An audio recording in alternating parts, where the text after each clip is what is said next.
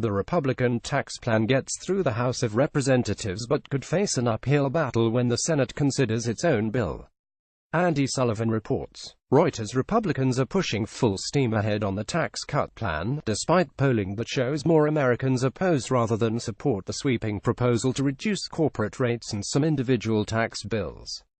In pushing so hard, Republicans are betting they can sell this plan to the skeptical public once the legislation is signed into law by President Trump and workers see a boost in take-home pay. They are not dismissive of the polling, but they believe they can make the legislation popular enough next year to save the congressional majorities in the midterm elections. I fundamentally believe when we do this, make good on our word, make good on our promise, make people's lives better, we're going to be just fine politically, House Speaker Paul D. Ryan RWIs told reporters the week before the House passed its tax cut plan November 16. One can almost hear the echo of a previous House Speaker pushing legislation in the early days of a new administration, as the proposal and the president started to grow unpopular. We have to pass the bill so that you can find out what's in it, Rep. Nancy Pelosi D. Califf, then the House Speaker and now Minority Leader, said before final passage of the Affordable Care Act. Pelosi's opponents accused Democrats of approving a major law without ever reading it, taking her words out of context. What Pelosi was trying to say was quite similar to what Ryan is now saying. Once the law is passed and the public sees its impact, voters will like its benefits. Instead, opponents branded the ACA as Obamacare, and it remained unpopular for most of Barack Obama's presidency. In December 2009, after the House approved its version and the Senate was gearing up for a Christmas Eve vote, just 44% of voters supported the health proposal, and 51% opposed it, according to a Washington Post ABC News poll.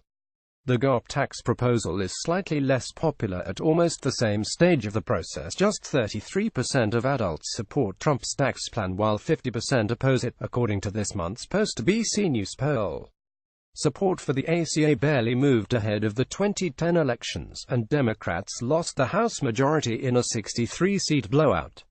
In 2016, Obama's last year in office, the public began to appreciate the health law. By August of this year, after Republicans failed in the bid to repeal the law, 52% of voters supported the ACA and 39% opposed it, according to a Kaiser Health tracking poll. Republicans can take some solace in the groundswell of ACA support, showing how the public can warm up to previously unpopular laws. The question for Republicans is whether, if they pass the tax plan, they can convince the public that it was a good thing to do in time for next year's elections. Democrats are driving home that the relief for corporate tax rates from 35% down to 20% is permanent, while the lower rates for individuals expire after 10 years. Republicans are openly looting the hard-earned income of the American middle class to hand tax breaks to the wealthiest 1% and corporations, Pelosi said.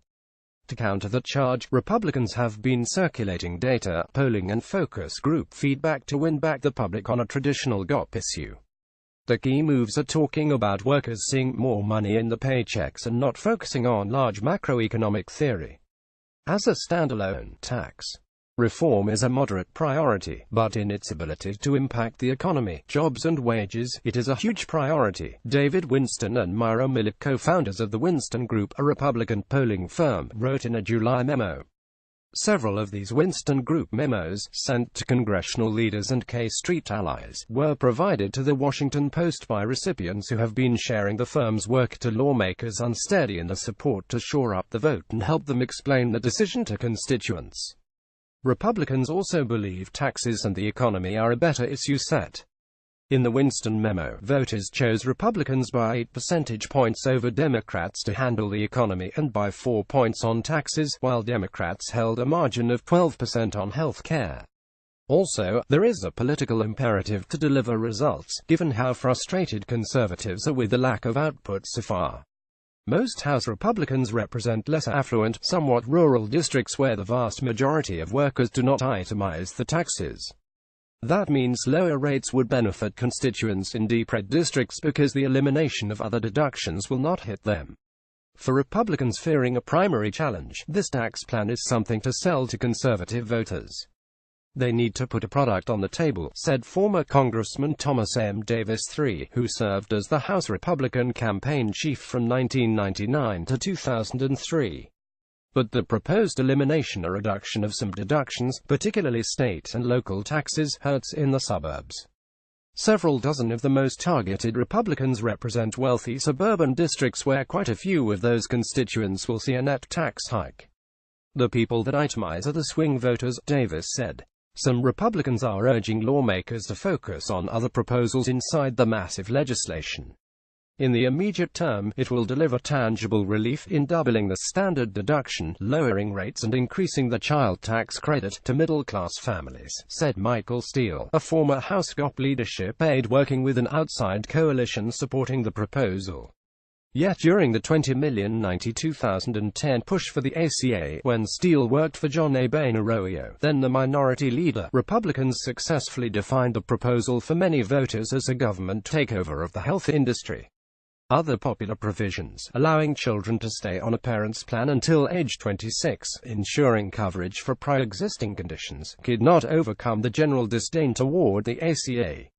8 years later, Pelosi and Democrats are working overtime to do to the tax plan what Republicans did to the ACA. Ryan is adamant that, once the bill is signed into law, voters will like what they see. This is not unpopular. We're actually letting people keep more of their own money, Ryan told reporters, citing the benefits to come. That's not an unpopular thing to do. Read more from Paul Kane's archive. Follow him on Twitter or subscribe to his updates on Facebook.